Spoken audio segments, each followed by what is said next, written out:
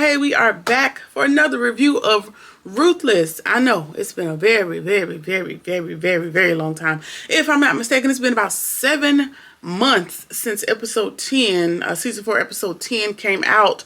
We know that the strike and COVID and I don't know. Could we blame COVID? I don't know. Whatever. Either way, there's a whole lot of things that stopped us from doing it. So I hope y'all are still interested, because I'm still very interested in the show.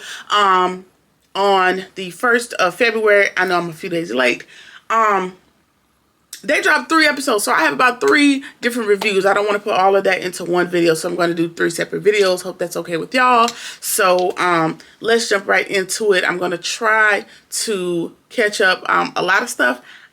I can't really remember because, child, 7 months. Come on, work with me. Either way, at the end of episode 10, everybody was preparing for war because we assume that the FBI, the evil government, is coming to take over, and so we're going to have to do some doomsday preparation. We're preparing to mass genocide ourselves and get up out of here because the FBI is potentially coming. So everybody's running around getting prepared. Lacey is also being tortured by Marva. Remember her and she tried to escape. I think she got the keys to her car or something. She tried to escape. She got shot. She did not die from her injuries. And so Marva is now going to torture her as much as she possibly can. Ruth, Joan, and River are still working on their escape plan. We know that we know that Ruth and River, for example, have their own. They have about 3 or 4 different escape plans happening. I'm not so sure about Joan, but that's kind of what's happening currently. Andrew has also gotten himself arrested, and he's going to be questioned by the FBI. That's where we left off, so let's just jump right into season 4, episode 11, entitled State of Emergency. Marva has a meal prepared for the highest, and she's trying to bring it to him, and he is in a full sprint. He cannot be bothered to even acknowledge that she's there.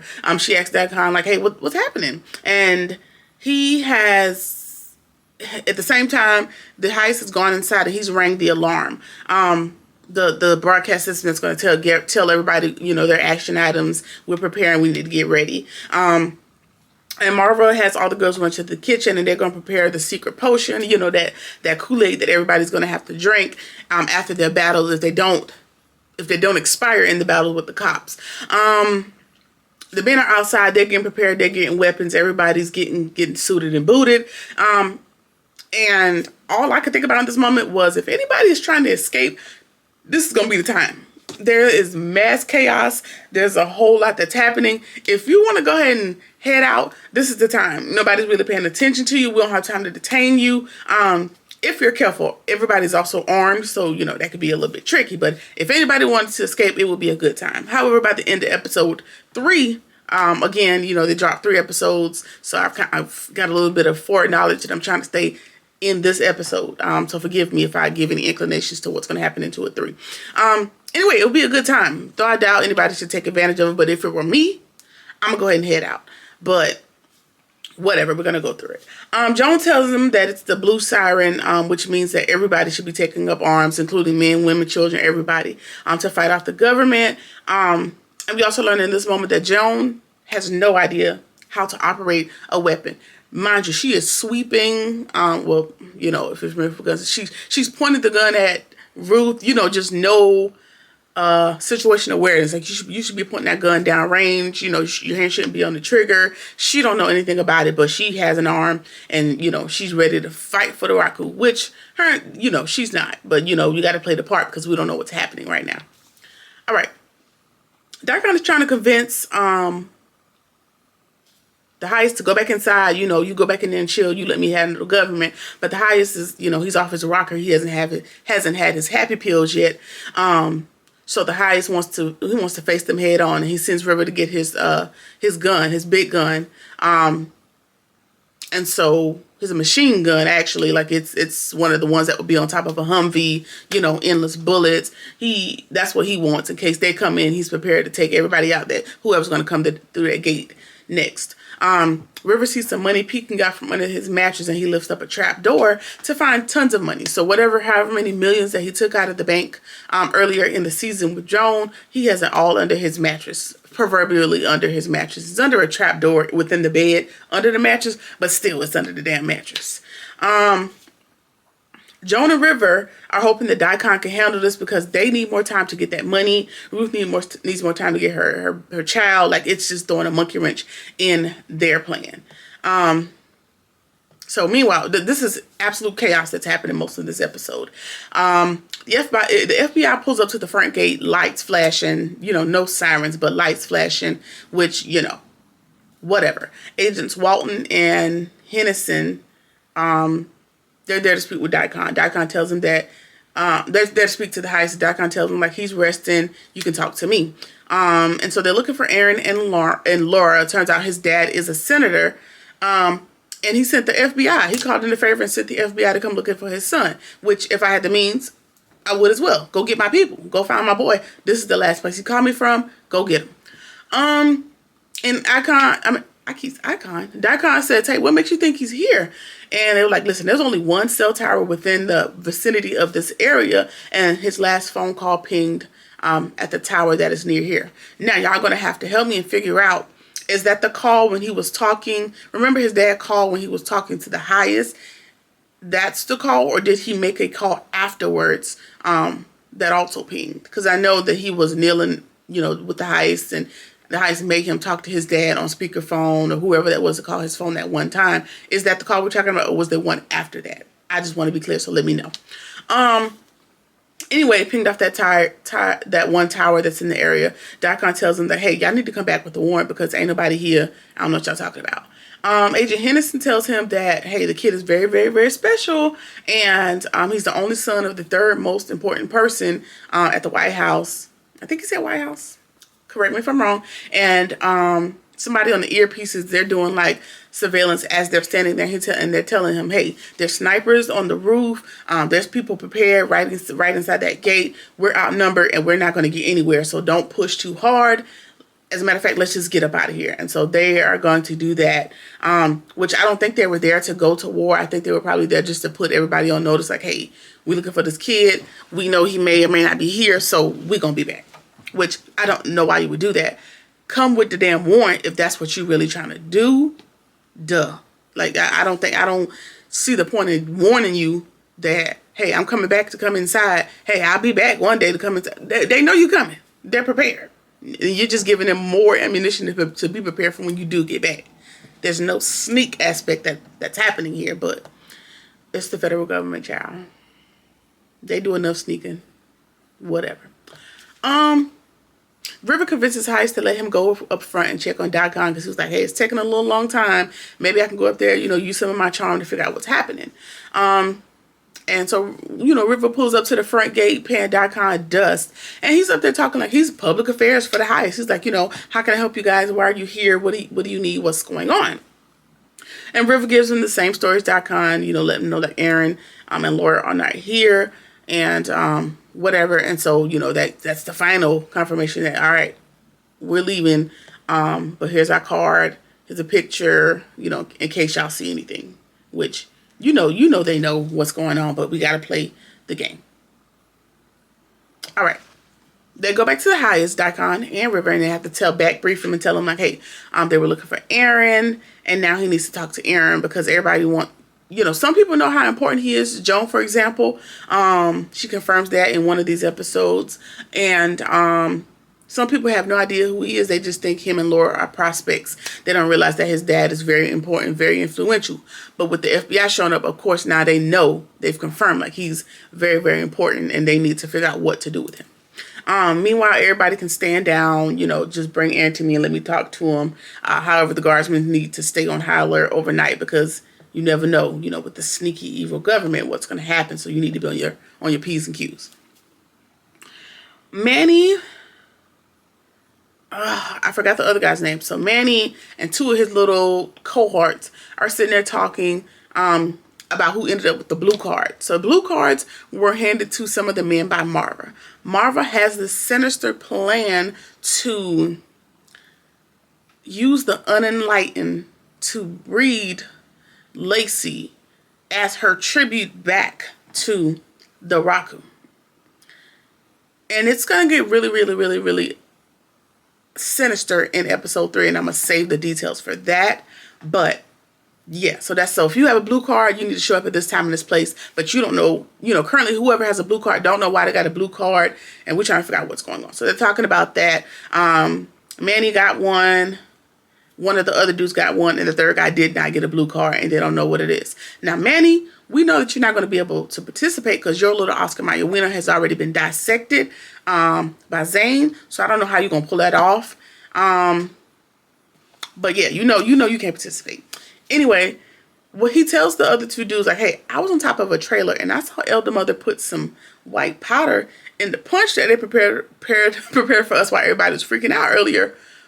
What's going on? So it seems like Manny is maybe one of the newer converts, and he's new because he didn't realize the full extent of what he done signed up for. And so he's taken it back, like, what the hell is it?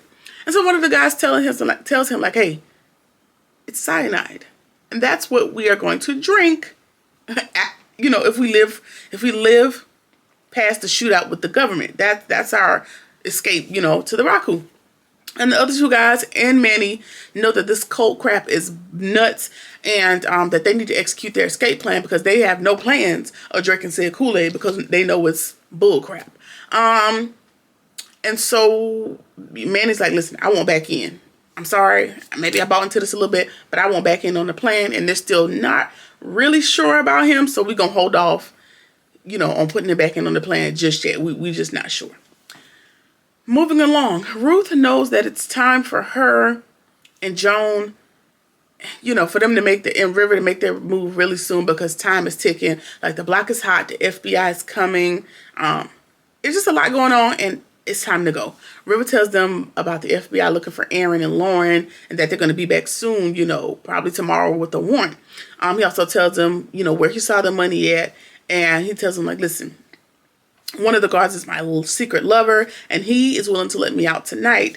So once we get the child, so River's under the impression that the children are going to be back today. Not really sure why he thinks that, but he thinks the children are going to be back today. He can grab the money, and we can go ahead and head out. His secret lover is going to help them escape as well. Aaron tells Daikon, Daikon goes to him and like, who are you? What's going on? And he finally tells Daikon, like, hey, my dad is a senator, and he's trying to bargain with you. He was like, listen, if you let me go, I'm just not going to say nothing to nobody. Just let me go. Daikon's not really buying it. And so now they got to go and talk to the highest. They get to the highest, and Laura she high as a cooler brown. If you're not deep Southern, it just means she's high out of her God-loving, God-forsaken mind. She's just high, and she dazed, and, she's just sitting there as if she is in bliss. Like, she ain't no other person in the world but the highest. He's laying there with his head in her lap, and she's just stroking his hair, and he now is, using that to get in Aaron's mind, and he tells him, listen, I'll give you your cell phone, and I'll have somebody take you to another town over, which is about an hour away, and you need to call your dad and tell him, convince him, make him believe that you are just fine. And then when you come back, I'll let both of y'all leave. It's simple. Now, if you fail to do what I ask you to do, she's out of here. And so, you got to make a decision. How bad do you want it? How bad? So, because I don't think that the heat that comes from taking Aaron out of here, because the way that it works, like, when you bring the authorities and the evil government to their door, it's now time for you to go ahead and be with the Raku, right? I don't think they could do that for Aaron because Aaron has too much heat that comes with him. Like, he's a senator. The FBI is already looking for him after not being heard from, from a few days or weeks or whatever the timeline is from his parents. So you can't just knock him off. But I'm sure, the highest, while he is batshit crazy, he has a gift of, like, being able to foresight and kind of see ahead of things. And so he already has a plan that we'll talk about later. So we see River, he's in the woods and it's confirmed, like, okay, he do got a little secret lover. Sorry, I had to do it. I'm sorry. I just kept saying secret love in my notes, and I just had to get it off my chest. Forgive me. Anyway, that's his secret lover. And he tells him that, listen, tonight is the night. I ain't gonna say no. Tonight is the night that we plan to leave. And then, I love you to death, and we're gonna meet up in San Diego, just reiterating, like, him and Peter have their own little separate plan. And Peter tells him that he has to take Aaron out to make a call, but I'm gonna be back. I still need you here at 3 a.m. so we can go.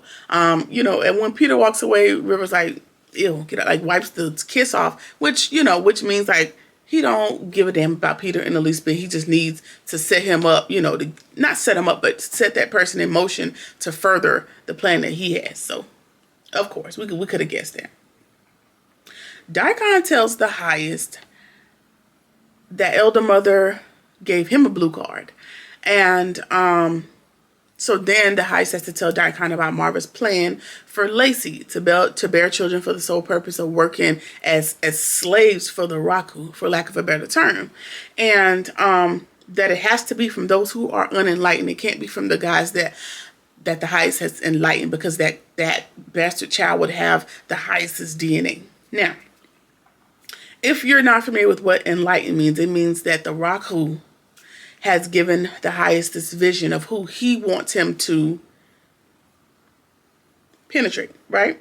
And so there's a small group, and Andrew's a part of that group that have been enlightened.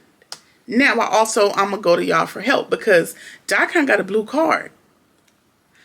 I feel Daikon's enlightened, right? So why does Daikon have a blue card? Or is he not enlightened? Because the gist of it is that they have to be from those who are unenlightened. If I'm not mistaken, Daikon and Marva are like some of the few people when he started this cult that were with him. And I feel like Daikon was enlightened when they were in prison together. They served together. So Daikon serves no purpose with a blue card, right? Or is it like a mixture? Y'all help me. I got confused with why in the hell Daikon needs a blue card, or was Marva just being messy as she normally is? Y'all tell me what y'all think. Anyway, Peter has been given strict... Okay, so he tells him about them having to be enlightened. He also tells Daikon about the plan that Peter has been given strict instructions to shoot Aaron in the head and throw him in a river somewhere if he does not cooperate. And so I guess that is to take the heat off of him being found within the compound. I don't know. You know, that kind of confusing, because you're going to bring way more heat to yourself by getting rid of Aaron as opposed to just letting him go. You know. So, I don't know. That just kind of threw me off. Anyway, he's told him, you know, if he doesn't cooperate, you know, get him out of here, throw him in the river, and we're going to go on. Daikon offers to make, because the highest is very antsy, very high energy right now, and Daikon offers to make him feel good, right? Give him very much monster's ball. And the highest is like, nah, I'm good. Nah, I'm good. I'm good. But what you can do is bring Ruth to me. I want Ruth. That's who I want to make me feel good. That's who you need to go retrieve. And so Daikon, you know, this is kind of another one of those instances where he's starting to feel pushed out. And he's like, listen, you know, I'm normally the one that gets you feeling how you need to feel. You sure? No, I want Ruth. And so Daikon is outside talking to River, and he also relates this to River. And River is also taken aback because, again, he's another one of those people that is entrusted, that the highest normally entrusts to make him feel good. And Ruth being the bad bee that she is, has superseded that hierarchy, and now, you know, all his left and right hand men is starting to feel pushed out. But River can't feel too bad because y'all are in cahoots, and so where her strength lies, you know, y'all got to balance off each other to get out of the heist what you need done. All right. Daikon sends River off to be his do boy, and tells him, hey, you need to go get Ruth and bring her back. Also, you need to tell the men that have blue cards that they need to do whatever Elder Mother is telling them to do. And that's coming from the highest. So, yeah. Now, I don't think Daikon ever shows up to the tasking. So, you know, he's probably just not interested in being a part of it. Elder Mother and Zane, they get Lacey and they strap her to a table. And the bottom half of her is hanging out of an opening that is outside of the room, right? So this is the wall of the room. Lacey's upper body is in this half of the room, and her bottom half of her body is outside of the room, leading to outside, right? And so her hands are strapped inside and her feet are strapped up outside, just for visual sake. So they're getting her prepared for this penance that she needs to pay for being a traitor. We'll get back to that. River tells Ruth that he wants to see her instead. And she's like, listen, he don't get high with me, so how we gonna get him high and get this money? And she's gonna have to talk him into it.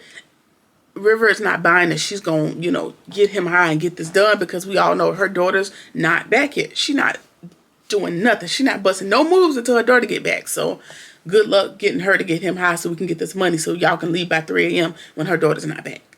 Good luck. Elder mother calls the blue card holders in, and they have no clue why they're there. And she tells them, y'all need to strip down. And tells them that they need to seed her. Lacey. Her being Lacey. They don't know who the her is. They just literally just see a waist down person with no face. And she tells her, listen, doesn't matter who she is. She's a traitor. And it's your unenlightened job to seed her so that she can bear children for the sole purpose of being a workhorse for the Raku. So y'all need to get to work. And so, you know, everybody's just kind of standing there, you know, getting the information, trying to process it.